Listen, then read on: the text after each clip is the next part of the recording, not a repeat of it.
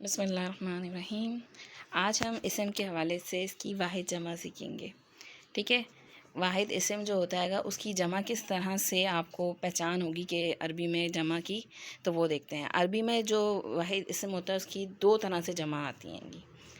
ایک جمع جو آتی ہے اس کے آخر میں، یہ دراصل اسم سالم کی جمع ہوتی ہے، مطلب جمع سالم کہلاتی ہے، جس میں جو اسم ہوتا ہے اس کی ویسی ہی حالت سلامت رہتی ہے، بس کے آخر میں کچھ ایڈیشن ہوتا ہے تو یہ اس کی جمع بن جاتی ہے، ٹھیک ہے۔ آپ مسلم ہے تو مسلم رہے گا، اس کے آگے کچھ ایڈیشن ہوگا تو جمع بنے گی۔ ایک بنے گی مسلمونا، جس میں آخر میں اونا کا ساؤنڈ آئے گا، اور ایک بنے گی مسلمینا، جس کے آخر میں اینا کا ساؤنڈ آئے گا۔ یہ دو طرح کی ہے۔ جس طرح ہم اردو میں بھی کچھ الفاظ اس طرح سے بولتے ہیں نا، جیسے کہتے ہیں کتابوں میں لکھا ہے یا کتابیں مجھے دے دیں، تو بعض اگر بولنے میں تھوڑا سا چینج آ جاتا ہے گا۔ اسی طریقے سے آپ سمجھ لیں اس کی مزید ڈیٹیل جب ہم اسم کا ٹاپک ڈیٹیل میں انشاءاللہ سیکھیں گے نا، تو پتہ چلے گا کہ کیا وجوہات ہوتی ہیں کہ یہ اس طرح سے ہوتی ہے۔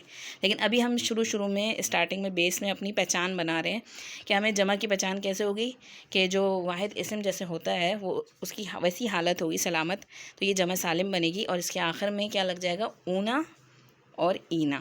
تو مسلم کی بن جائے گی مسلمونا اور مسلمینا۔ اسی طرح اگر کافرون ہے تو کیا بن جائے گی، کافرونا کافرینا۔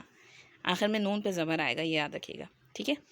صادقون ہے تو صادق یعنی سچے کی کیا بن جائے گی، صادقونا صادقینا۔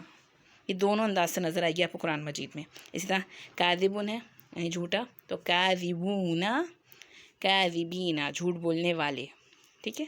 تو یہ انداز آپ کو جمع کا قرآن مجید میں واضح آسان نظر آئے گا، اور خاص طور پہ یہ صفات جو صفاتی اسم ہوتے ہیں ان کے ساتھ آپ کو واضح نظر آتا ہے، جمع سالم کہلاتی ہے یہ۔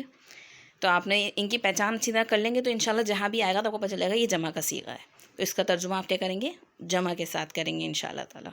پھر انشاءاللہ مزید ہم جب ڈیٹیل آگے جا کے نون کی سیکھیں گے تو پھر وجہ بھی دیکھ لیں گے کہ کیا کیا وجوہات ہوتی ہیں کہ یہ ان دونوں میں چینج کبھی اونا کبھی اینا کیوں آتا ہے۔ تو ابھی اب اس کی پہچان کو رکھ لیں، پھر انشاءاللہ تعالیٰ ہم مؤنث کے حوالے سے بھی دیکھتے ہیں کہ مؤنث میں جمع جو ہوتی ہے وہ کس طریقے کی ہوتی ہے، ان میں کیا چینجز آتی ہے۔